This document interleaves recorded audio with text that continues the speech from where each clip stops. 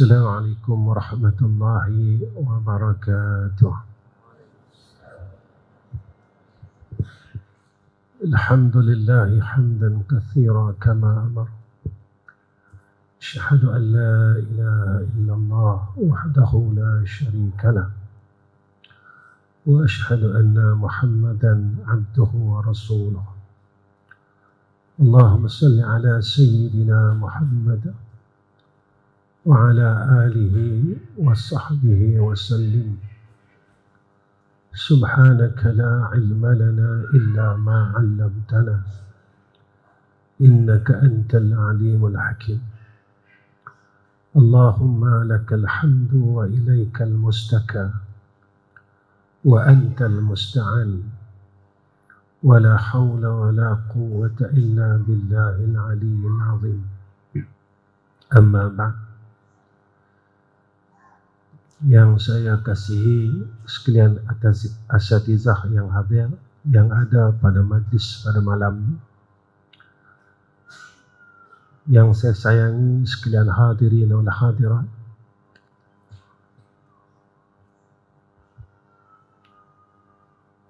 mudah-mudahan pertemuan kita pada malam ini menjadi asbab kita beroleh rahmat dan redha daripada Allah Subhanahu wa ta'ala. Mudah-mudahan majlis kita pada malam ini dipandang oleh Allah Subhanahu wa ta'ala, serta di dalam pandangan serta senyuman baginda Rasulina Muhammad sallallahu alaihi wasallam. Sekalian yang dirahmati oleh Allah, pertama sekali saya mohon keizinan kepada sekalian yang hadir pada malam ini untuk saya memberikan nasihat khusus untuk diri saya sendiri, dan dengan keizinan daripada sekalian yang hadir, mudah-mudahan kalam yang keluar daripada lisan si pendosa ini dan si bodoh ini menjadi manfaat dengan redha daripada orang yang berada di dalam majlis ini. Tuan-tuan yang dirahmati oleh Allah Subhanahu wa ta'ala, Allah Subhanahu wa ta'ala menghendaki kita supaya kita ni jadi orang saleh, walau siapa pun kita. Si alim, biarlah alim itu menjadi asbab kita menjadi hamba yang baik pada sisi Allah. Si kaya, biarlah harta yang ada pada kita menjadi asbab untuk kita menjadi hamba yang baik pada sisi Allah. Si abid, orang yang rajin beribadah kepada Allah, biarlah abid itu menjadi asbab kita menjadi hamba yang baik pada sisi Allah. Siapapun kita, kerana setiap manusia ini dia mempunyai laluan hidup yang berbeza, tetapi pengakhiran yang sama. Orang ni laluan hidup dia begini, orang lain pula laluan hidup dia cara lain. Maka laluan inilah tanda kasih daripada Allah. Tetapi akhir kita semua sama. Lalulah jalan apa sekalipun, tetapi tetap berada di noktah yang sama. Tuan-tuan yang dirahmati oleh Allah Subhanahu wa ta'ala,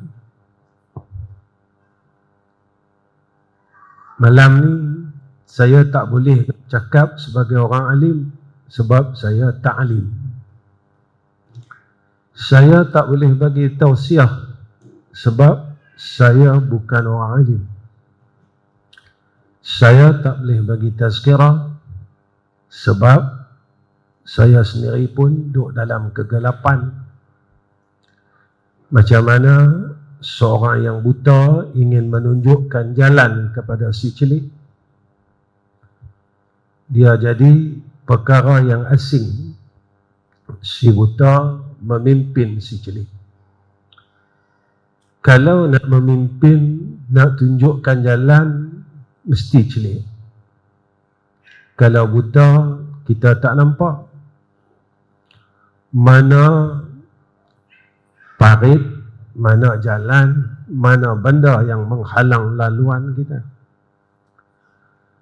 Jadi pada malam ini, tuan-tuan, saya kongsikan untuk diri saya, khususnya isteri saya dan anak-anak saya yang hadir pada malam bersama-sama. Bukan untuk tuan-tuan, tapi untuk kami sekeluarga. Jadi tuan-tuan,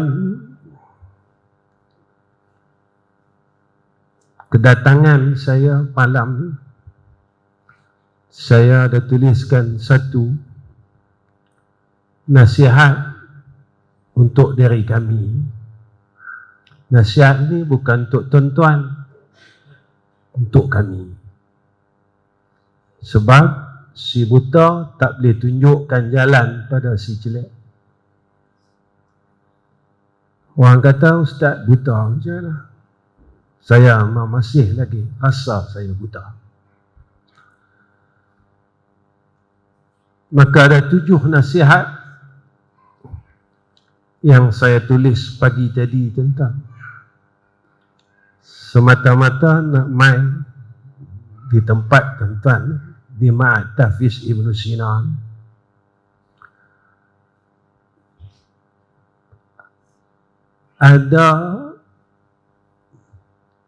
Tentu ada perkara yang orang lain tak buat, tempat ni buat.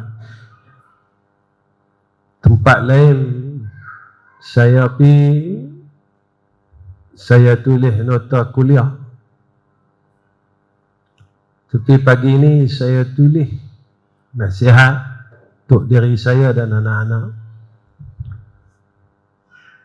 Dalam hati saya kata, tentu ada benda yang orang lain tak buat. Benda yang orang lain tak ada, tapi tempatnya ada. Dia sampai saja tadi Ustaz Nazim, maaf Ustaz, salah nama. Ustaz Nazim bawa saya tunjukkan galeri yang ulama. Galeri itu Tok Guru, ulama-ulama, gambar-gambar wajah mereka. Benda ni kita nampak macam tak ada apa. Jika mereka tak tunjukkan jalan kepada kita, nescaya kita tak akan kenal siapa dia baginda Rasulullah Muhammad sallallahu alaihi wasallam. Jika kita tak kenal siapa baginda Sayyidina Rasulullah Muhammad sallallahu alaihi wasallam, nescaya kita tidak akan mengenal Tuhan kita. Maka janganlah kita ini meremehkan mereka dan melupakan pengorbanan mereka. Sebab itu benda yang kita rasa remeh, kecil, tetapi pada hakikatnya besar. Dan apa yang dibuat oleh Mahat Tafiz ini tentang pemurnian Al-Quran satu perkara yang orang tak mau buat, tetapi pada sisi Allah ia satu perkara yang besar. Ketika kita mula menjaga kalamnya, Al-Quran ini kalam Allah. Bukan semua orang yang boleh melantunkan kalamnya. Bukan semua orang yang tahu Al-Quran boleh membaca Al-Quran. Bukan semua orang yang pandai membaca Al-Quran mampu membaca Al-Quran.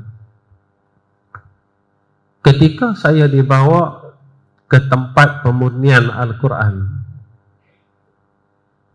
hati saya bercakap sendiri,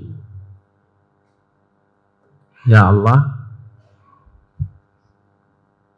perkara yang aku tengok ini dan zaman yang kau sedang hidupkan aku,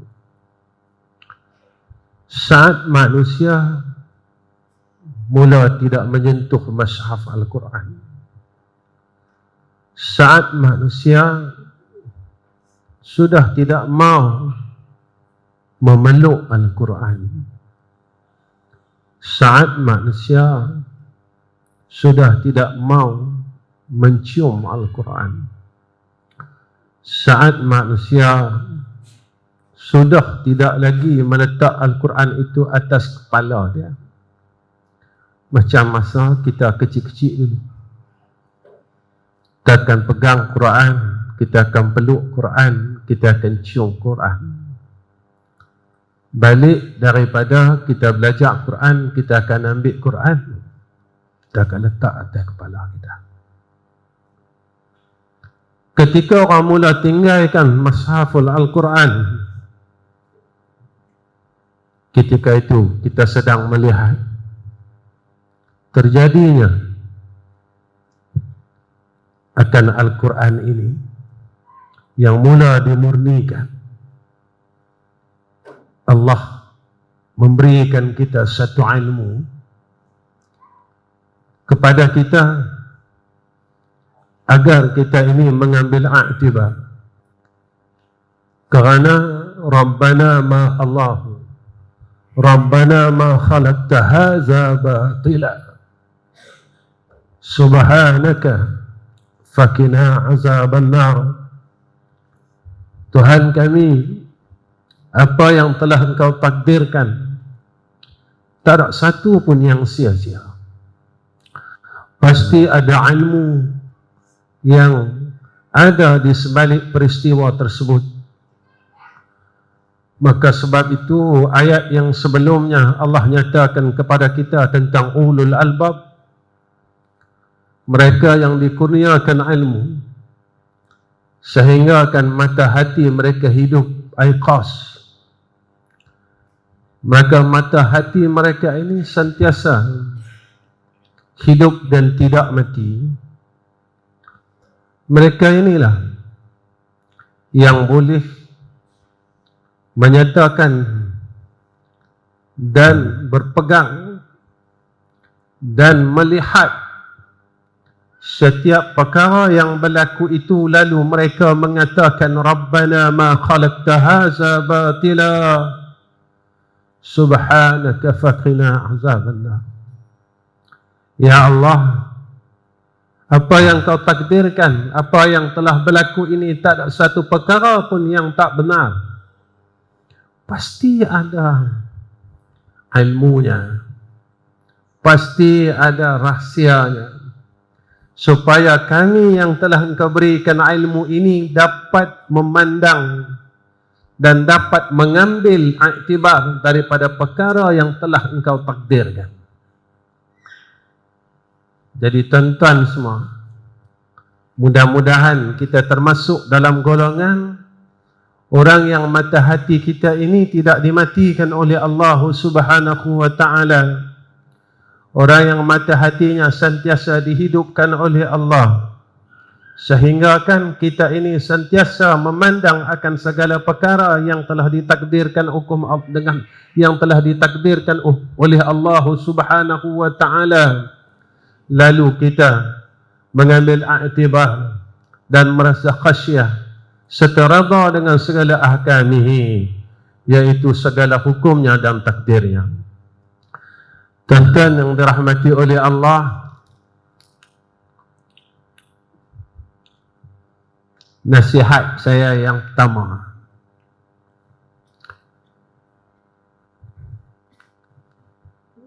ya ma'asyiral muslimin, jagalah akidah dan agamamu, kerana keduanya seperti tubuh badan. Akidah adalah ruhmu dan agama adalah jasadmu. Zaman ini tuan-tuan, dua perkara ini kena jaga sungguh-sungguh, kerana apabila kita ini tidak ada salah satu dari keduanya, ada roh tak ada jasad, kita takkan dapat menikmati akan nikmat iman itu sendiri. Kita hidup ni baru kita dapat rasa nikmat iman, nikmat salawat. Kalau tak hidup, tuan-tuan, kita tak dapat rasa duduk dalam majlis macam ni. Sebab itu kita ada roh tapi tak ada jasad. Kita ada jasad tapi tak ada roh. Orang akan lempak kita dalam liang. Sebab itu jaga keduanya. Maka saya pernah bertanya kepada Syekh ini, siapa orang yang sebenar-benar benar pada akidahnya? Lalu Syekh kami berkata, orang yang sebenar-benar pada akidahnya ketika ia benar-benar pada agamanya. Kalau kita nak tahu betul akidah kita, maka perbetulkan agama kita. Kalau kita nak tahu akidah kita, maka lihat syariat kita. Mana mungkin orang yang tidak mampu untuk melaksanakan syariat yang telah dibawa oleh baginda Rasulina Muhammad sallallahu alaihi wasallam. Mereka ini orang yang yakin dengan Allah. Mereka ni orang yang percaya dengan Allah. Mereka ni orang yang betul pada akidahnya, kerana mereka tidak membenarkan akan Sayyidina Rasulina Muhammad sallallahu alaihi wasallam. Jika kita nak tahu benar akidah kita, maka lihatlah syariat kita. Lihatlah syariat kita. Kau kemah syariat kita, maka menunjukkan kemahnya akidah kita. Ingin melihat hakikat sesuatu perkara, maka lihatlah zahirnya.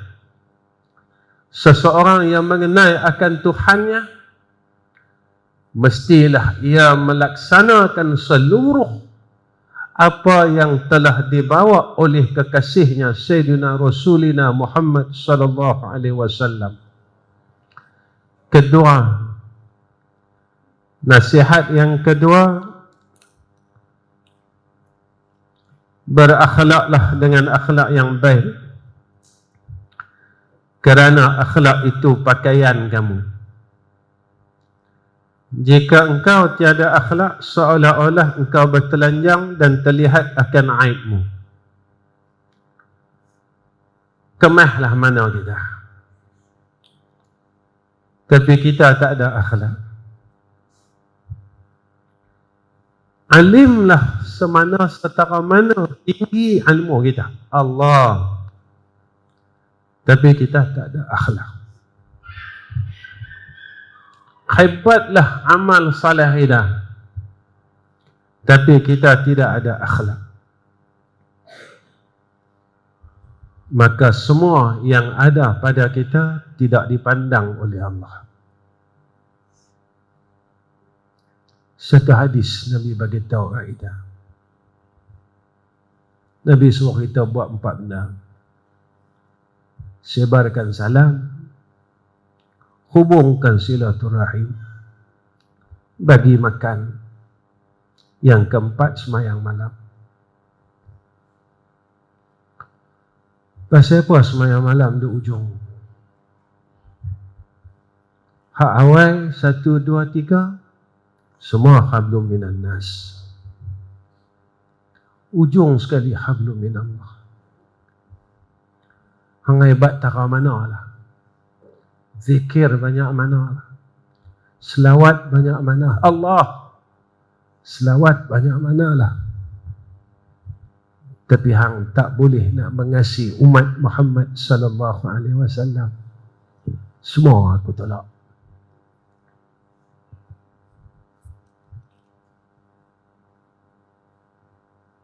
Semua aku tolak. Guru saya sebut, selawat ni dia kata, selawat pada lisan kalimat Allahumma salli ala Sayyidina Muhammad. Selawat pada anggota mengamalkan seluruh syariat yang dibawa oleh Rasulullah sallallahu alaihi wasallam, zahir batin.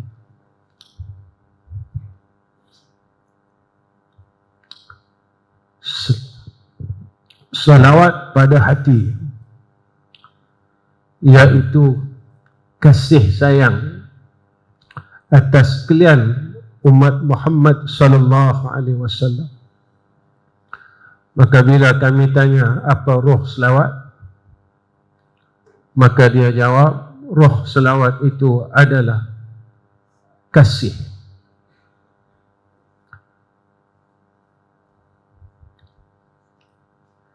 Saya tanya, kenapa kasih?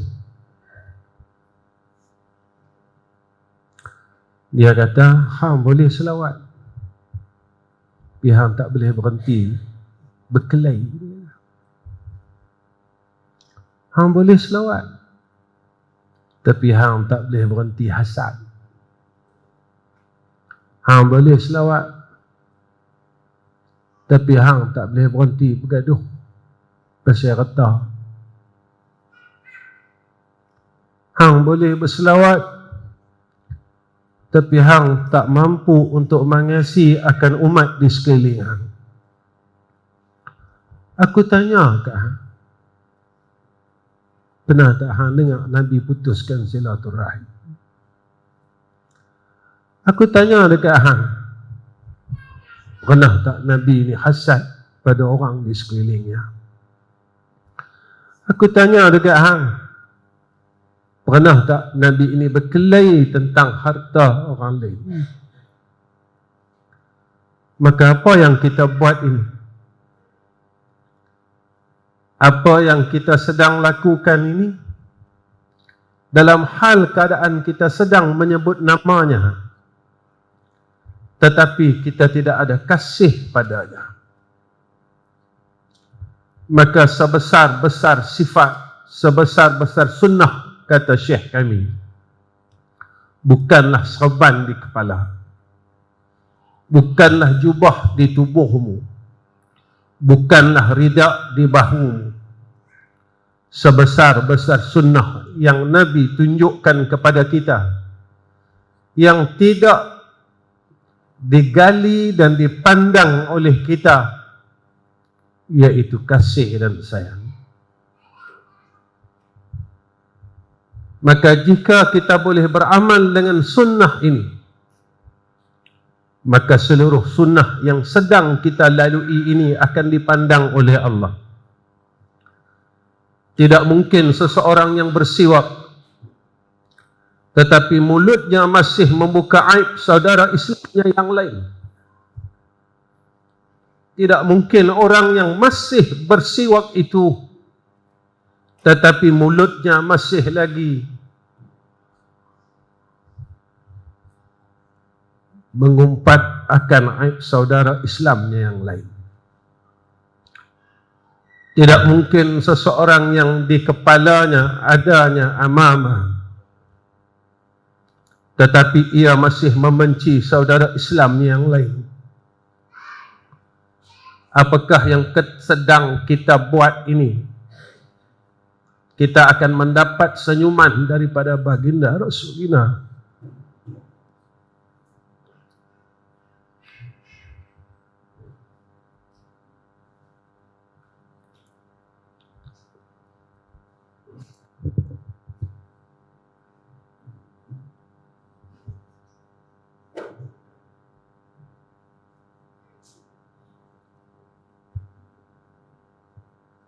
Baginda Rasulullah Muhammad sallallahu alaihi wasallam,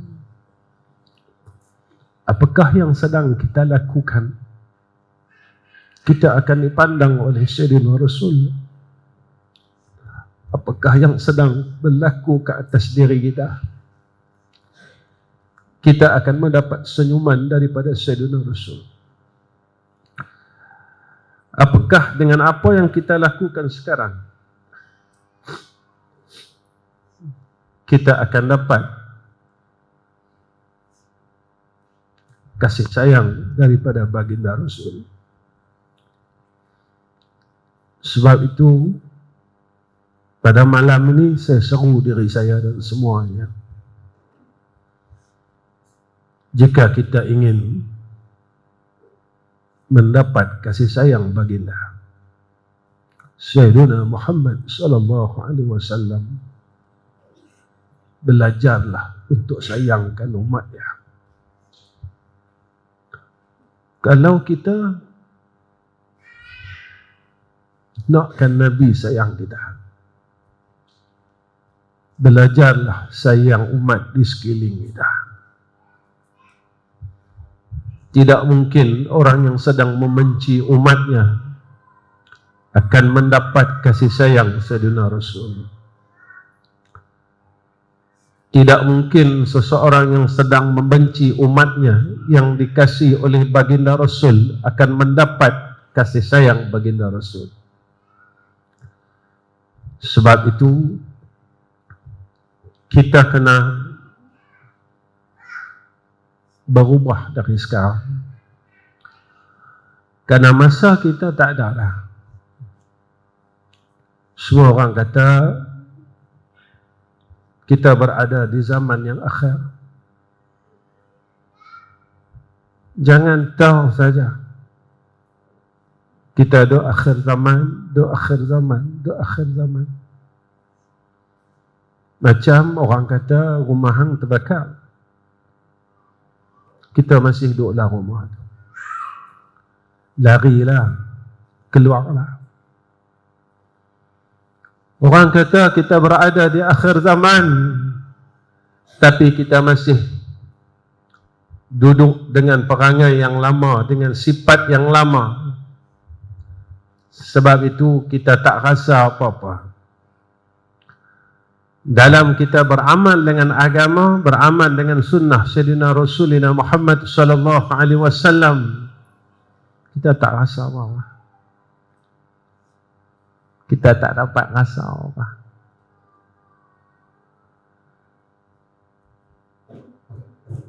Tuan-tuan yang dirahmati oleh Allah, nasihat ketiga,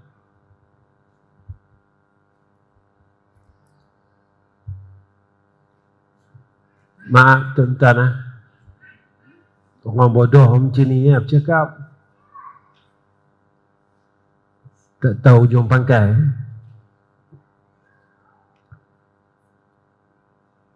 Nasihat yang ketiga untuk saya dan keluarga, hiasilah dirimu dengan perhiasan malu, kerana malu akan menjaga syariatmu. Hias diri kita dengan malu, kerana bila kita malu, Sifat malu akan jaga syariat kita. Macam mana malu boleh jaga syariat? Bila kita malu dengan Allah, kita malu nak lawan dia. Siapa nak kena malu? Kita hidup hari ini sebab kita mau hidup. Kita hidup hari ini sebab Allah mau kita hidup. Kita hidup hari ini kita buat apa? Kita ada harta hari ini sebab kita mau harta itu. Sebab Allah mau bagi kat kita. Kita sihat hari ini bukan kita mau sihat, sebab Allah mau kita sihat. Kita boleh hafal Quran sebab bukan kita mau hafal Quran, sebab Allah mau kita hafal Quran. Sebab itu seorang murid berada berdepan dengan guru yang sama, madrasah yang sama, manhaj yang sama, tetapi bukan 50 orang hafal 30 juzuk. Bermakna apa yang kita ada bukan kehendak kita, kita berusaha untuk mencapai akan perkara tersebut. Tetapi yang memilih kita adalah Allah Subhanahu wa ta'ala. Kenapa Allah pilih kita? Ada asbabnya yang kita sendiri tak tahu. Kenapa Allah bagi kita harta? Kenapa Allah bagi kita ilmu? Kenapa Allah bagi kita ini, itu dan ini? Dan orang lain Allah tak bagi. Adalah rahsia yang kita sendiri tak tahu. Sebab itu, jadikan setiap anugerah yang Allah berikan kepada kita menjadi asbab untuk kita boleh masuk syurga Allah. Jadikan setiap perkara yang Allah kurniakan kepada kita biar menjadi asbab kaki kita ini dapat pijak jannah Allah. Biarlah setiap apa yang Allah kurniakan kepada kita agar tangan kita ini dapat membuka pintu syurga Allah. Tapi kadang-kadang kita ni orang yang tak redha dengan ahkam dia. Sebab itu lahirkan rasa malu dalam diri kita. Saya tengok diri saya. Allah bagi kita umur, sihat tubuh badan, sembahyang sunat pun aku tak mampu. Kadang-kadang sekolah macam ni, masjid meminta sumbangan kat kita. Kita lah masih memilih dunia daripada dia. Kadang-kadang main tabung kat kita. Sebenarnya apa? Pasal apa aku pergi kuliah malam kemarin, tabung tak ada. Malam ni ada. Saya lah. Saya selalu cakap dengan diri saya. Ketika saya melihat, saya kata, Allah nak uji aku. Aku sayang dia kan? Aku sayang harta yang dia bagi. Ketika mai perkara ni, Allah nak tengok kita. Hang sayang aku kah?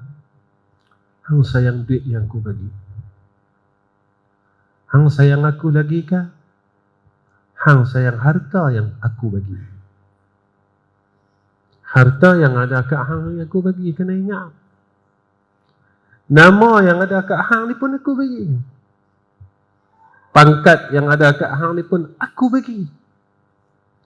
Bakat yang ada pada kita pun aku bagi. Tapi ketika kita mula melupakan Allah, pada ketika itu kita kata, yang ni aku punya. Masa itulah kita mula memeluk segala apa anugerah daripada Allah. Sehingga kan kita takut untuk kembalikan kepada yang empunya. Ketika kita Allah bagi ilmu, kita rasa kita punya. Kita lupa. Dulu kita bodoh. Kita tak tahu apa pun. Dan kita dianugerahkan oleh Allah Subhanahu wa ta'ala akan perkara yang sedikit, kita mula rasa besar. Rasa besar diri dah sini. Tuan-tuan, ilmu ni Allah bagi kat semua orang. Tapi rendah diri Allah tak bagi kat semua orang.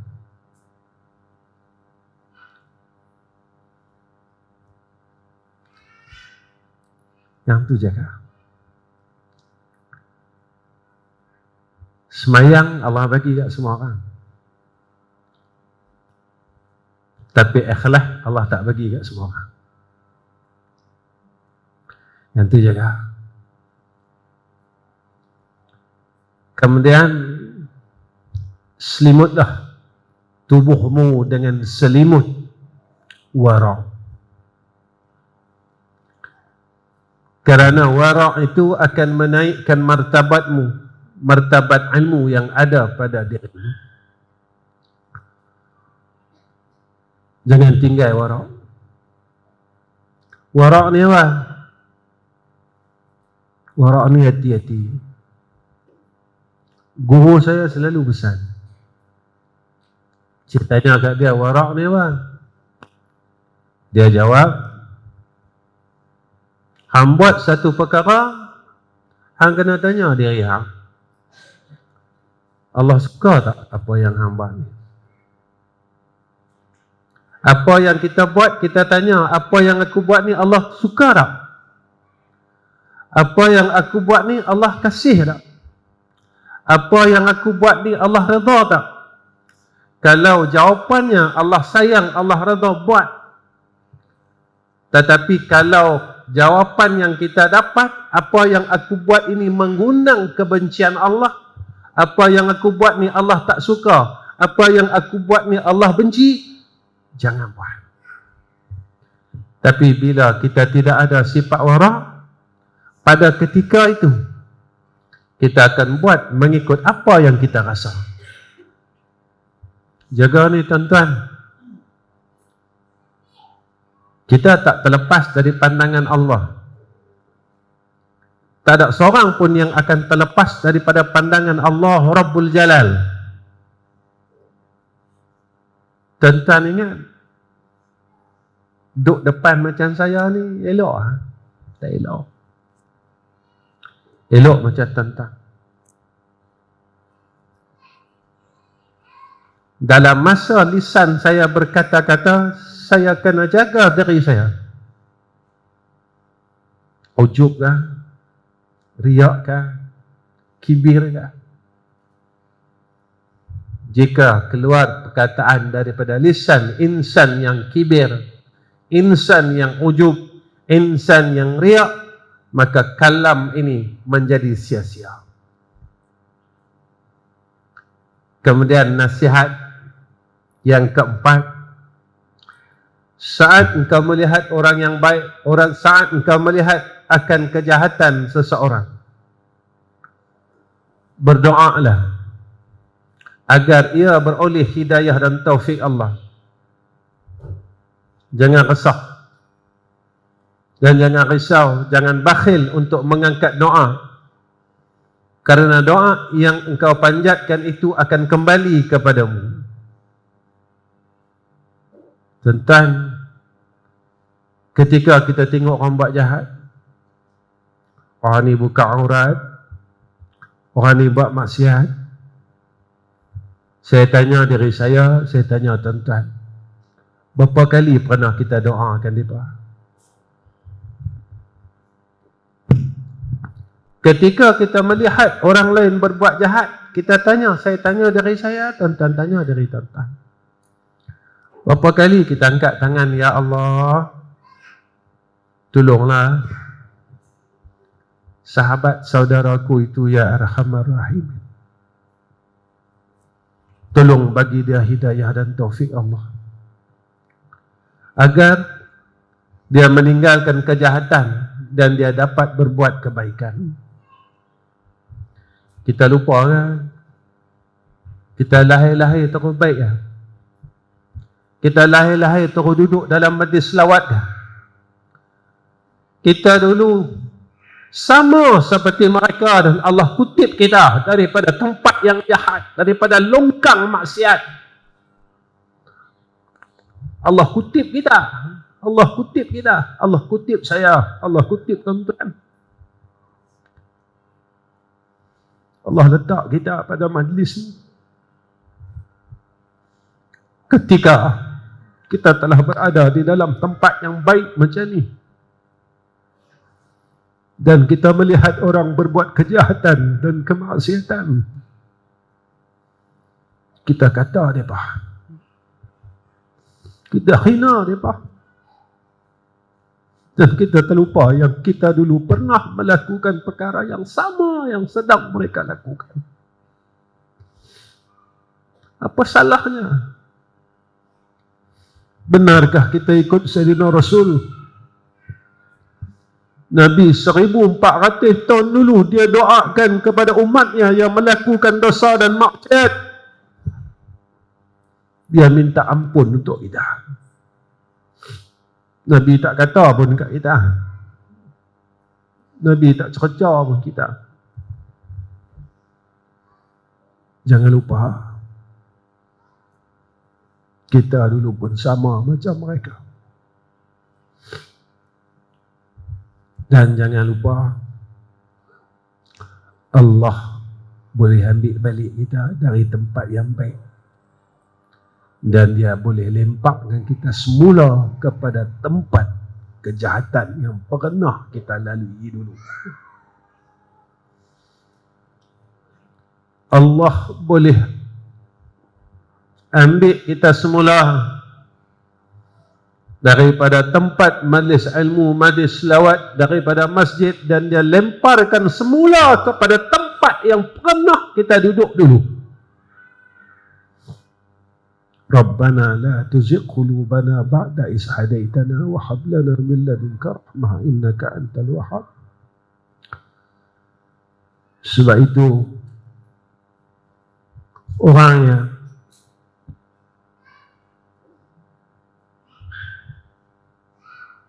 dia sedar diri,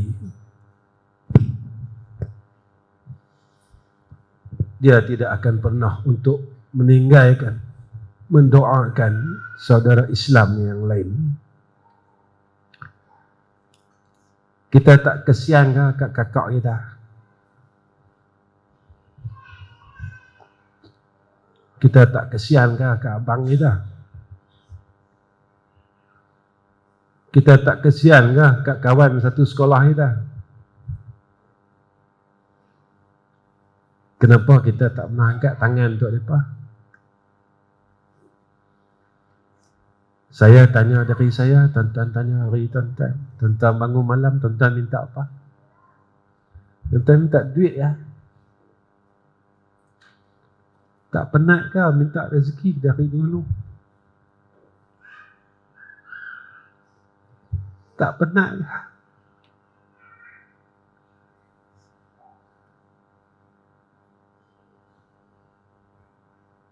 Tuan-tuan, Nabi minta serupa dengan kita minta lah.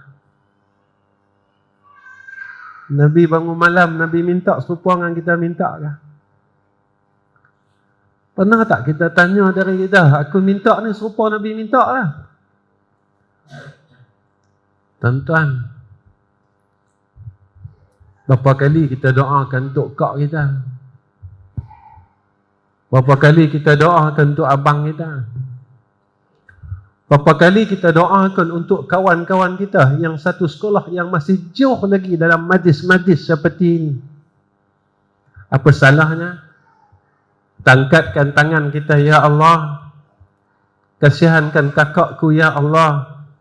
Kasihankan abangku, ya Allah. Kasihankan kawan-kawan satu sekolahku, ya Allah. yang mereka ini masih tidak dapat duduk dalam majlis ilmu dan majlis salawat, ya Arhamar Rahimin.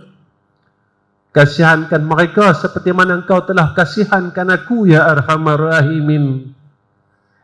Apa salahnya tentang kita minta dengan Allah Subhanahu wa ta'ala? Tuan-tuan, Nabi tak pernah pentingkan dirinya. Dalam hidup Nabi, Nabi sentiasa memikirkan umatnya. Jadi itulah sebenarnya kerja kita. Kita sentiasa fikirkan orang yang selain diri kita. Kita fikirkan umat Sayyidina Muhammad sallallahu alaihi wasallam. Nabi menangis untuk kita. Pernah tak kita menangis untuk umat Sayyidina Muhammad sallallahu alaihi wasallam? Kita kena tanya. Tuan-tuan, saya nak bagi cepat, nak bagi habis. Kita pukul 11. Jika mana kita menemui orang yang lebih baik, orang yang saleh, mintalah doa mereka. Jika kita jahat, kita akan jadi lebih baik. Jika kita baik, kita akan jadi lebih baik. Jangan kita malu untuk minta doa orang yang lebih baik daripada kita. Saya pesan pada anak-anak semua, siapa yang masih ada mak dan ayah, besok mesejlah mereka. Kalau tak boleh jumpa, mesej mereka. Cakap dengan ayah, cakap dengan mak, mak, doakan abang supaya hidup abang berkat, dan mak, tolong redakan abang. Mesej ayah, ayah, tolong redakan hidup abang. Saya tanya diri saya dan tuan-tuan, berapa kali kita cakap dengan mak kita, mak, tolong redakan kakak. Ayah, tolong redakan ayah. Ingat, jika kita tiada reda mak dan ayah kita, buatlah kerja apa. Kita tidak akan dipandang oleh Allah. Ingat, saya pesan untuk diri saya dan semua orang, kalau kita ada mak, kita ada ayah, besok pagi mesej mereka, kalau boleh jumpa mereka. Muliakan ibu dan ayah kita lebih daripada orang lain. Kalau kita boleh susun kasut guru kita, kita susunlah kasut mak dan ayah kita. Kalau kita boleh cium tangan guru kita depan dan belakang, ciumlah tangan mak dan ayah kita seperti mana pernah kita buat pada guru kita. Kalau kita minta doa daripada seorang guru kita, pergilah kepada dua ibu bapa dan meminta doa daripada mereka, kerana mereka adalah dua pintu syurga kita. Saya pesan ni, saya cukup pesan Pak. Sebab Nabi kata, akhir zaman ramai anak yang derhaka. Ramai anak yang derhaka, kata Nabi. Saya bercakap ni sebagai seorang ayah. Bohong. Mustahil seorang ayah dia tak pernah kecil hati dengan anak-anak dia. Mustahil seorang ibu dia tak pernah kecil hati dengan anak-anak dia.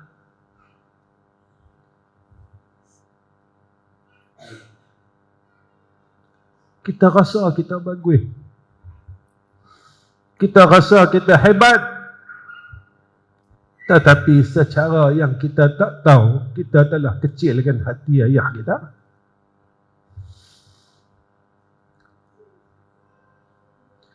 Kita telah kecilkan hati mak kita. Bagaimana seseorang yang telah mengecilkan hati mak dan ayahnya, dia boleh masuk syurga Allah. Bagaimana seseorang yang telah mengecilkan hati mak dan ayahnya, dia boleh mendapat senyuman daripada Sayyidina Rasulina Muhammad sallallahu alaihi wasallam. Bagaimana seseorang anak yang telah mengecilkan hati mak dan ayahnya, dia dapat minum air daripada telaga Kautsar. Saya pesan pada anak-anak semua, peluklah ibu kamu dan peluklah ayah kamu. Ayah ni tuan-tuan, dia selalu simpan dalam dada dia. Ketika kita peluk mak kita dan kita biarkan ayah kita, ayah ni cuma boleh pandang saja. Tapi siapa pun tak tahu, dan dia simpan kecil hati dia. Dan dia bawa kecil hati dia itu di dalam liang lahat. Dan anak ni tak tahu sampai sudah. Dia simpan kecil hati dia ini sampai ke dalam liang lahat. Dan anak yang derhaka inilah yang baca talqin ayah dia. Anak yang derhaka inilah yang kembus tanah pada liang ayah dia. Karena ayah dan ibu ni, dia tak pernah cakap yang dia kecil hati dengan kita. Waspadalah semua orang. Banyak mana amal soleh kita, sembahyang malam kita, tetapi mak kita tak redha dengan kita, jaga tuan-tuan. Ayah kita tak redha dengan kita, jaga tuan-tuan. Saya pesan sungguh-sungguh. Saya rasa sedih sangat sebabnya saya dah tak ada mak dah, saya dah tak ada pak dah. Tuan-tuan masih ada, tuan-tuan gunakanlah peluang syurga ini untuk tuan-tuan masuk syurga. Gunakan peluang ni untuk kita masuk syurga. Kalau kita zikir banyak tetapi kita derhaka dengan mak kita, zikir kita Allah tak pandang. Kalau kita zikir banyak tetapi kita derhaka dengan ayah kita, zikir kita Allah tak pandang. Jagalah lipat. Tuan-tuan pernah dengar kan cerita Uwais Al-Qarni? Allah angkat dia sebab apa? Tuan-tuan dengar dia sembahyang malam daripada isyak sampai subuh kan? Bukan sebab itu. Sebab dia jaga mak dia. Dia jaga mak dia. Dia usung mak dia daripada Yaman sampai Mekah. Sebelum dia nak usung mak dia, dia berletih angkat anak lembu hari-hari. Orang tanya, pasal apa Uwais Al-Qarni? Sebab aku nak dukung mak aku daripada Yaman sampai Mekah. Sebab itu Allah angkat dia. Sebab itu dia berhak dapat apa yang orang lain tak dapat. Uwais Al-Qarni ni tak pernah tengok wajah Nabi semasa hayat dia. Tapi Nabi kata apa? Macam mana Nabi kenal Uwais Al-Qarni? Macam mana Nabi boleh Nabi boleh pandang Uwais Al-Qarni? Nabi pesan kat Sayyidina Umar Ibn Khattab, ya Umar, kau cari orang ni. Pada badan dia ada tanda ni. Saya mau tanya, ya Rasulullah, buat apa aku cari dia? Rasulullah kata, minta doa dia. Minta doa dia. Pasal apa? Allah angkat tempat Uwais Al-Qarni sampai tahu macam tu. Rasulullah arahkan Sayyidina Umar minta doa Uwais Al-Qarni. Pasal apa? Dia jaga mak dia. Kena ingat tu. Jangan tunggu jadi alim untuk Allah angkat tempat kita. Jangan tunggu amal yang banyak untuk Allah angkat tempat kita. tetapi jagalah ibu dan ayah kita. Yang terakhir,